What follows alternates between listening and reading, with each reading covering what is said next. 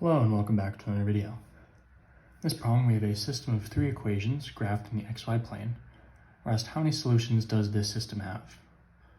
So a solution to this system is a point where all three equations have the same value, right? And so if we look, we have to look for all the intersection points of any of these lines, right?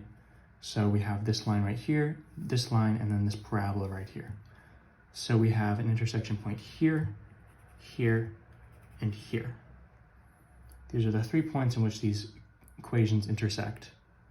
And at this point, we have the parabola intersecting with this line, but they don't intersect with this line. So this is not a solution. Similar thing here, it's the parabola intersecting with the other line. Only 2 out of the 3 go here though, because this line is not involved, so that's also not a solution. However, at this point right here, we have the parabola, we have this line, and we have this line, so this is a solution because all 3 equations go through this point, and that is the one solution that the system has. As always, thank you for liking and subscribing, and I'll see you in the next video.